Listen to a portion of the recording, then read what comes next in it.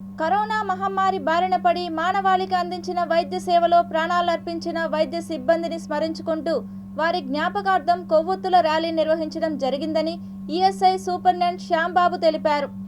Tirupati ESI hospital ప్రాంగణం నుండి MR Palli police station కూడలి వరకు ఈఎస్ఐ హాస్పిటల్ సిబ్బంది మరియు ప్రజలు పాల్గొని కోవిడ్ సమయంలో మృతి చెందిన మానవాళికి నివాళులర్పించారు.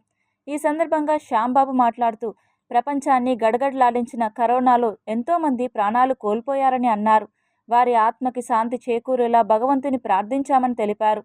ఇటువంటి విపత్కర పరిస్థితులు సమాజంలో మరెప్పుడూ రాకూడదు అని వారిని స్మరించుకుంటూ కొవ్వొత్తుల ర్యాలీని నిర్వహించారు. కోవిడ్ వారియర్స్ స్మృత్యర్థం మన మార్టిర్స్ డేగా నేషనల్ హైఎంఏ డిక్లేర్ చేయడం జరిగింది. కాబట్టి మన యొక్క కోవిడ్ వారియర్స్ అయినటువంటి వైద్యులు, అట్లాగే నర్సులు, పారామెడికల్ సిబ్బంది, ఫ్రంట్ లైన్ వారియర్స్ అయినటువంటి పోలీసులు, పారామెడికల్ సిబ్బంది, శానిటరీ వర్కర్స్ అందరినీ ఎవరైతే కానీ ఆ కోవిడ్ పీరియడ్లో మరణించారో వాళ్ళందరినీ స్మరించుకుంటూ వారి యొక్క గుర్తింపుగా ఈరోజు మనం ఇక్కడ క్యాండిల్ ర్యాలీ చేసుకుంటున్నాం.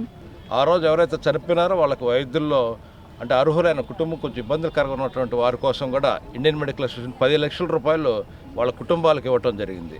కాబట్టి ఇండియన్ మెడికల్ అసోసియేషన్ ఇప్పుడు వైద్యుల కోసం, ప్రజల కోసం అంటే ఐఎంఏ అనేది ఒక వారధి, ఏదైతే ప్రజలకి వైద్యులకు మధ్య వారధిగా ఉండి అన్ని కార్యక్రమాలు నిర్వహిస్తుంది. అలాంటి సందర్భాలు మళ్ళీ ఎప్పటికీ రాకూడదు.